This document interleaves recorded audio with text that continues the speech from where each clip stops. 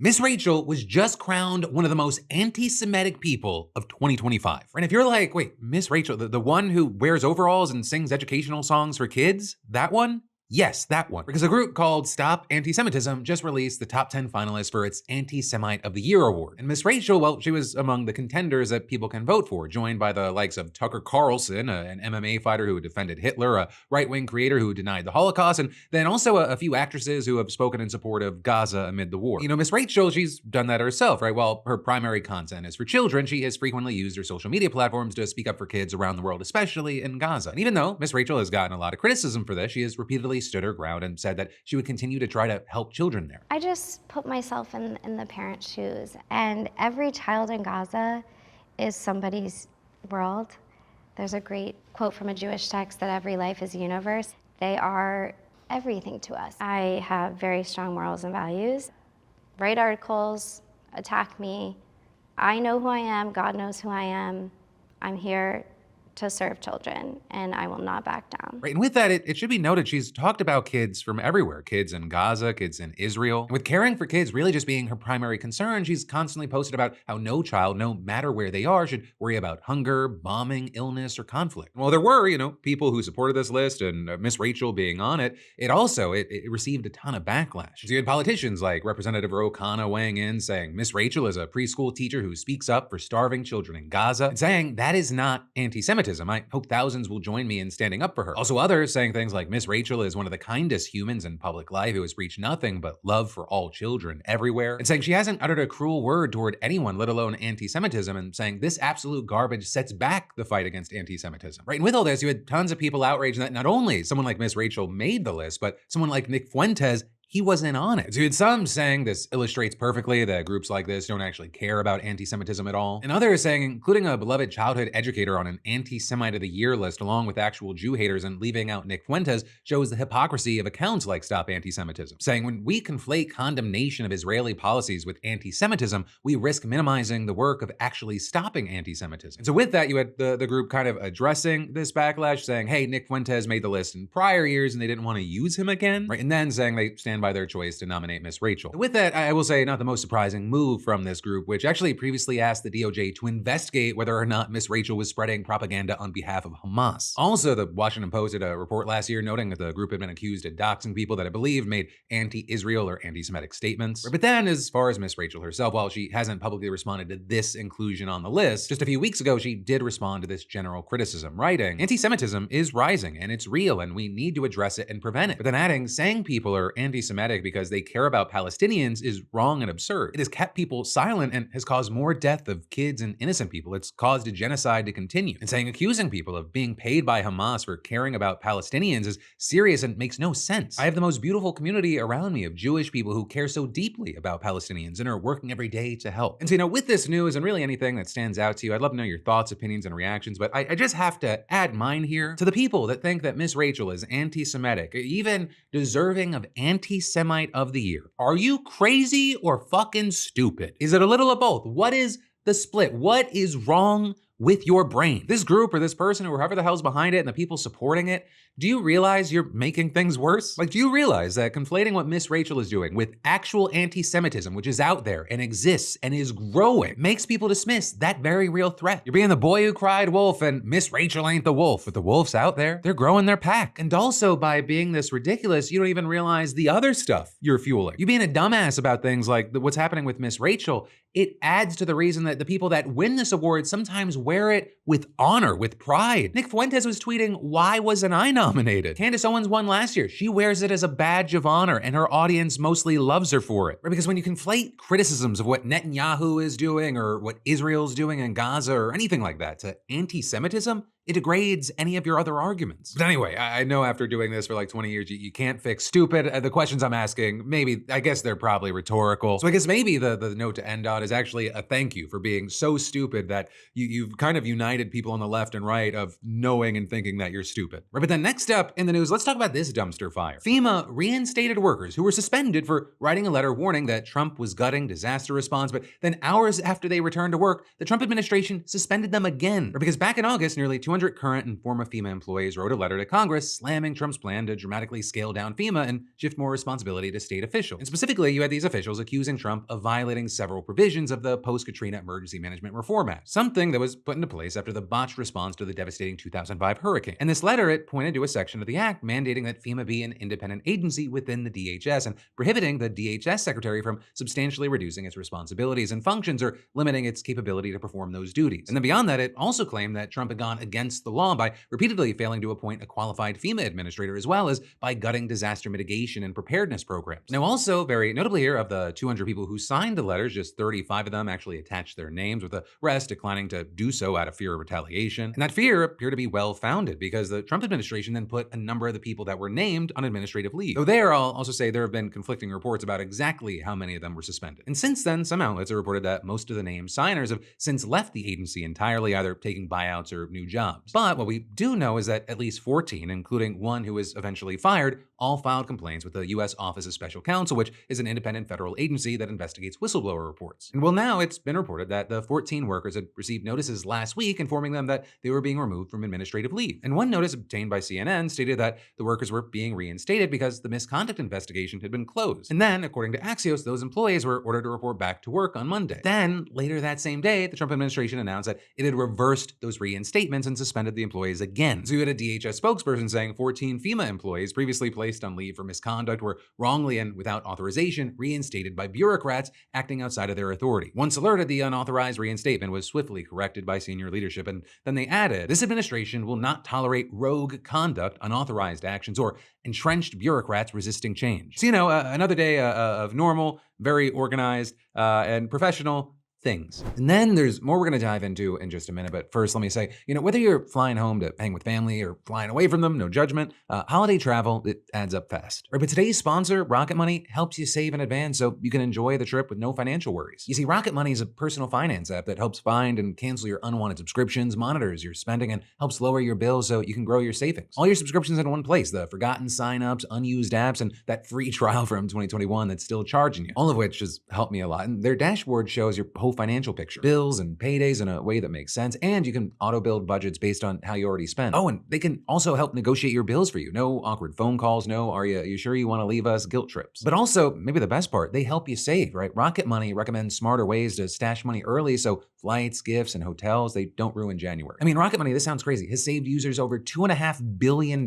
including over $880 million in canceled subscriptions alone. Their 10 million members, they save up to $740 a year when they use all the app's premium features. So hey, cancel your unwanted subscriptions and reach your financial goals faster with Rocket Money. Just scan that QR code or go to rocketmoney.com/PDS. That's rocketmoney.com/PDS, rocketmoney.com/PDS. Right, but then next up from that, let's talk about this craziness. Governor Tim Walz is 100% responsible for massive fraud in Minnesota. That is a very big claim that's been making headlines in right-wing media right now. And so, we should talk about where that claim is coming from, if there is any truth to it, and also how this whole situation may be impacting the state's sizable Somali community. We'll start by saying it's true that Walz has been at the helm while fraudsters have made off with hundreds of millions of dollars of state money meant to help people in need during the pandemic.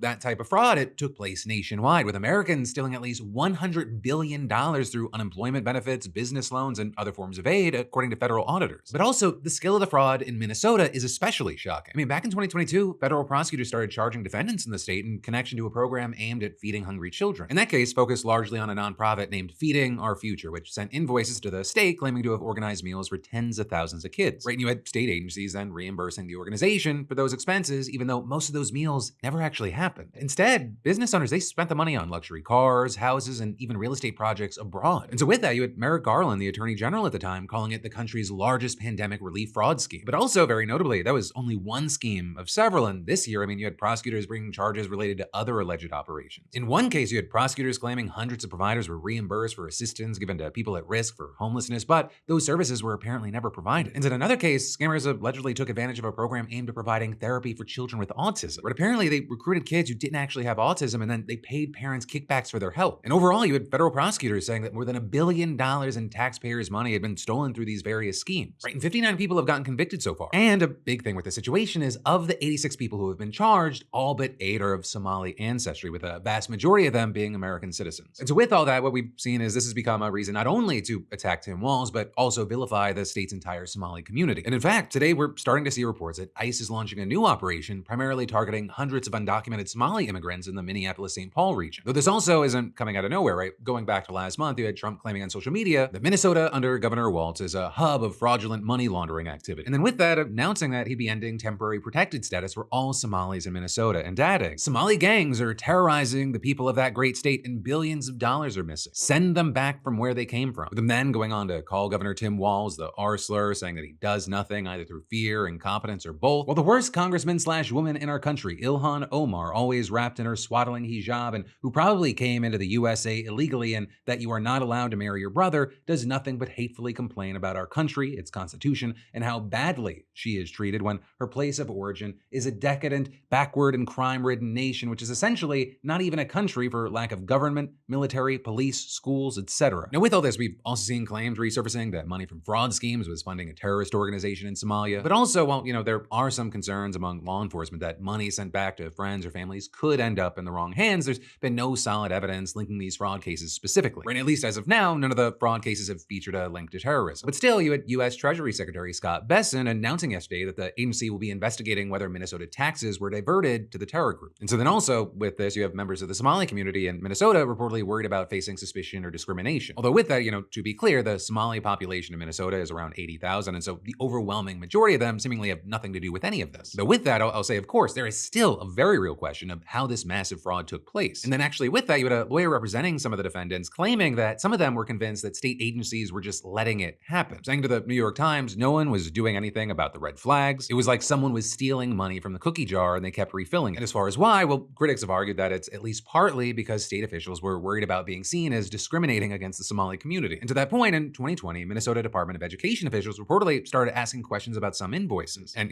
Feeding Our Future, that nonprofit, it responded with an email warning that failing to approve applicants from, quote, minority-owned businesses would lead to a lawsuit and accusations of racism that would be sprawled across the news. And a report published last year by the state's nonpartisan Office of the Legislative Auditor later found that the threat of litigation and negative press did in fact affect how state officials use their regulatory power. Also, you had a Somali American who formerly worked as a fraud investigator for the Minnesota Attorney General's office arguing that elected officials, especially Democrats, were worried about potential consequences at the ballot box. They're saying there is a perception that forcefully tackling this issue might cause political backlash among the Somali community, which is a core voting bloc. And also with this, over the weekend, you had an account claiming to represent more than 480 current staff members of the Minnesota Department of Human Services, writing that Walz is 100% responsible for massive fraud in Minnesota, and claiming, we let Tim Walz know of fraud early on, hoping for a partnership in stopping fraud, but no, we got the opposite response. And then claiming Tim Walz systematically retaliated against whistleblowers using monitoring, threats, repression, and did his best to discredit fraud reports. But also here you have many noting that while this is a post, we've seen cited in some articles this week, there hasn't been any verification that the person or people behind the account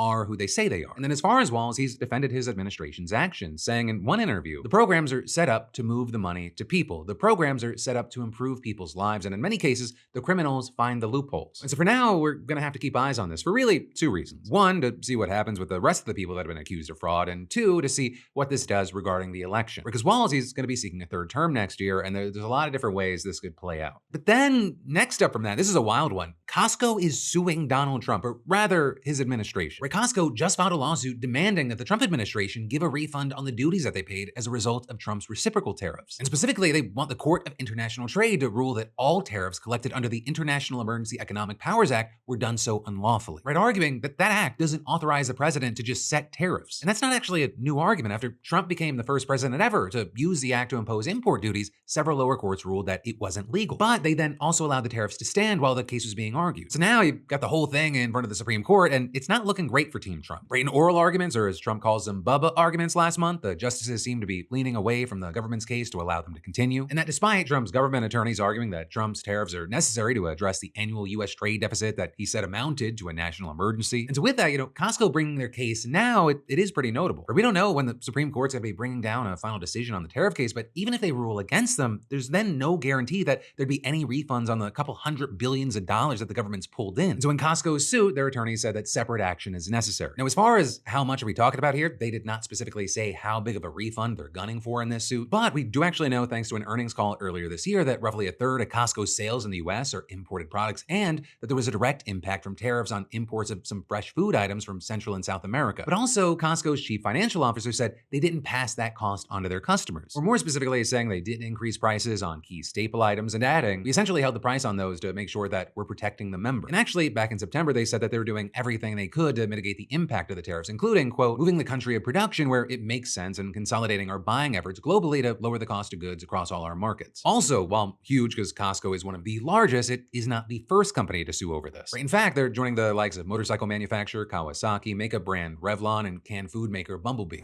And then there's more that we gotta dive into in a minute, but first let me say, you know how the holidays turn everyone into a matching outfits enthusiast? Or people who haven't agreed on anything all year suddenly want coordinated pajamas? Well, today's sponsor, MeUndies, they took that energy and said, cool, let's make it ridiculously soft, ridiculously cozy, and ridiculously adorable. Their Match Me collection, they let couples, friends, families, even that one cousin who tries way too hard, show up in matching undies, PJs, onesies, whatever. You know, listen, I've gotten their holiday sets, and these things are dangerously comfortable. Like, I put them on for a photo, and then I just accidentally wear them all day comfortable. And everything's made from ultra modal, which is basically code for clouds have been defeated, this is softer. I mean, over 30 million pairs sold, 90,000 5-star reviews, and a problem-free philosophy. So if you don't love your first pair, it's on them. So the holiday prints, elite. The matching sets, hilarious and wholesome at the same time. And yes, I've already gotten compliments. And they've got something for everyone. Joggers, loungewear, cheeky undies, bralettes, festive onesies, whatever vibe your gift list needs. So hey, knock out all your holiday gifting needs today with MeUndies. And to get exclusive holiday deals up to 50% off, just scan that QR code or go to MeUndies.com/PhilipDeFranco and enter promo code PhilipDeFranco. That's MeUndies.com/PhilipDeFranco, promo code PhilipDeFranco for up to 50% off. But then, actually, next up today, we need to talk about Luigi Mangione, right? Because it's been almost exactly a year since United Healthcare CEO Brian Thompson got gunned down on a Manhattan sidewalk, and yesterday, his alleged assassin returned to the courtroom once again. And there he had protesters gathering outside holding signs reading "Free Luigi," and one wearing a Super Mario Bros. Costume with a sign saying "When patients die, profits rise." And then on the inside, you had 2 rows of seats being filled by more of his supporters, one of whom held a doll Luigi from the video game and had a smaller figurine of him clipped to her purse. And then with Mangione at the defendant's table, you had proceedings beginning. And for context, right, this isn't the trial yet. This is a pre-trial hearing. So the stakes here still incredibly high, right? The outcome of this, it could make the difference between a guilty verdict and his freedom, right? Because probably for the next week or so, you're gonna have both sides fighting to convince a judge about which evidence should actually be allowed in the trial. And so with that in mind, yesterday the courtroom watched a presentation of evidence, starting with the video of Brian Thompson's apparent murder. And there, watching Mangione's reaction, you had the Daily Beast saying, his even gaze suggested that if he is in fact the killer, he remains convinced it was justified. And adding, at one point, Mangione peered up at a bank of windows set too high on the wall to afford any view of the world outside, but they still allowed in sunshine, which seldom reaches the Metropolitan Detention Center. And then finishing, Mangione then peered back over his shoulder at the crowded courtroom, seeming not to look for anybody in particular so much as to just take it all in. Then next up, you had the court reviewing images of the suspect inside of a Starbucks, a hostel in the back of a taxi. Right, and then a very big moment, they saw a surveillance video from inside of the McDonald's where Mangione was found for the first time, with him wiping down a corner table with a napkin and sitting down to eat a hash brown. But then you also had the court hearing audio from a 911 call made by the restaurant's manager. Right, and she seemed like she was unsure whether he was actually the shooter, with her noting that she tried the non-emergency line first but couldn't get through, and then telling the operator that she's calling because some customers think he's the guy and they're upset about it. Right, but thanks to his hat and mask, she says that it was difficult to see his face and saying you can see nothing but his eyebrows. And so then, due to the uncertainty, you had the operator rating the call as low priority. So then, 15 minutes later, 2 cops showed up. They asked Mangione to place his hands behind his head. He complies, and then as the officers check his ID, he calmly continues eating his hash brown. Right, but then what happened next is at the center of this week's court battle. You see, because the cops, they grabbed Mangione's backpack, they opened it up, and reportedly found a 3D printed gun, ammunition, and a notebook with a manifesto disclosing a desire to whack a healthcare executive. Now, his lawyers, they argue that because the search of the backpack was done without a warrant, all the evidence recovered from that should be considered inadmissible at trial. But there you have the other side countering that the search was in fact legal because the cops had to check for any weapons. And in fact, one officer said on body camera that she wanted to make sure there wasn't a bomb. But that's also not where it ends, because Mangione's lawyers also want another piece of evidence thrown out. All of the statements that he supposedly made to law enforcement during the 10 days between his arrest and his transfer to New York. And specifically, there is conversations with 2 Pennsylvania state corrections officers whom his lawyers claim questioned him without reading him his Miranda rights. Right, and so there, the first one, Officer Matthew Henry, he testified that Mangione told him he had a backpack with a 3D printed gun, foreign currency, and ammunition. And so during cross-examination, one of Mangione's lawyers accused the CEO of making it up and asking, what, did Mangione just blurt out that he had a gun? You weren't asking him any questions, you weren't speaking to him at all, and out of nowhere, he says to you, I had a a 3D printed pistol? And Henry, he replied that yes, Mangione volunteered that information. And then you had the second officer, Tomas Rivers, saying that he was assigned to monitor Mangione because the prison, quote, did not want an Epstein-style situation. And he claims that they talked extensively through the cell door, sometimes about weird shit like Mangione witnessing a gang fight in Thailand, but then other times about more relevant subjects, such as the differences between private and nationalized healthcare in different medical states in third world countries compared to the West. Also, Mangione allegedly asked him whether the news media was focused on him as a person or the crime that was committed. And Rivers said that he replied that mainstream outlets were focused on the crime, but social media was more focused on potential wrongdoings in the healthcare industry. And there, during cross-examination, Mangione's lawyer pointed out that Rivers seemed to recall a whole lot of what Mangione said, but very little of what he himself said, right? Effectively implying once again that the CEO was just making shit up. And so we're gonna have to see what happens here, because I mean, if Mangione's team can get the gun, the notebook, and or the statements thrown out, it would be major setbacks for the prosecution, right? Because then the jury wouldn't be allowed to consider all of that as key evidence meant to establish a motive and a murder weapon. But also, we're gonna have to see this play out, because who knows what's gonna happen, especially because we could be hearing from as many as 24 more witnesses over the coming week. And then also, don't forget, this is just the New York State case. There's also the separate federal case where prosecutors are seeking the death penalty. But then, next up in the news today, I'm very interested to know your thoughts here. The billionaire CEO of Dell is giving free money to 25 million American children. That is, if they agree to sign up for so-called Trump accounts. Right, and the accounts, which some are calling 530A accounts, are investment accounts for children that were established under the so-called Big Beautiful Bill. Though technically, they're not active yet, and they're not actually expected to open up until next summer. But still, once those accounts are up and running, any child under the age of 18 will essentially be eligible as long as they have a social security number. Right, and under the current guidelines, the accounts can receive contributions from anyone, parents, relatives, employers, with a cap of $5,000 per child each year. And then the access to these 530A accounts will be locked until the kid turns 18. Right, and until then, the money will be managed by professionals, invested in US index funds, and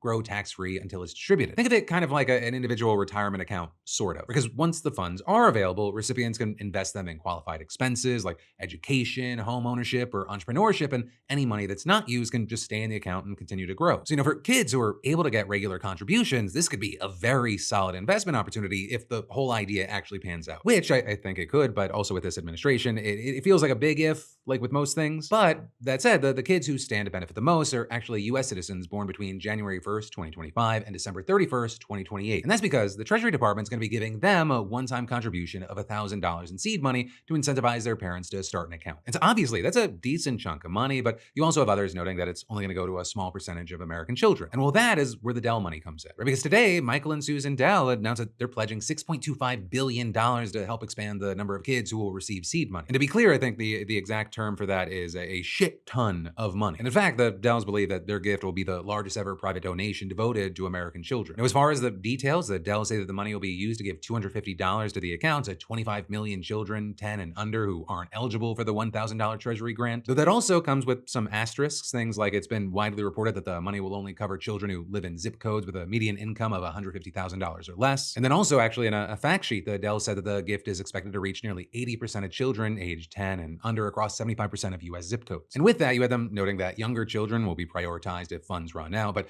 adding that if there is actually an excess amount of money, they may expand the benefit to kids over 10. And so then with all this, you have the Dells hoping that this will both incentivize more people to get these accounts and encourage other philanthropists, corporations, and governments to follow their lead. And with that, you had the New York Times reporting the approach could become a model for wealthy donors who want to give away money but have not set up foundations and don't know where to begin vetting recipient groups. And to that point, some major players have already started taking similar steps, with a handful of big companies, including Dell Technologies, announcing that they would match the government's $1,000 contributions to the newborn children of their employees. And so for right now, this is going to be a very interesting space to watch to see if and what it looks like when it launches, how other companies and philanthropists react to it. And in the meantime, I'd really love to know your thoughts here. But that, my friend, it brings us to the end of today's show, though of course there is more just a click away. If you missed yesterday's show, definitely give it a watch. There's also the newest episode of my podcast, though the newest episodes come out tomorrow and then Thursday. I've even got links for you if you want to watch it on YouTube, Spotify, or Apple Podcasts. But that said, no matter what you do with the rest of your day or night, let me just say thank you for watching. I love yo faces, and I'll see you right back here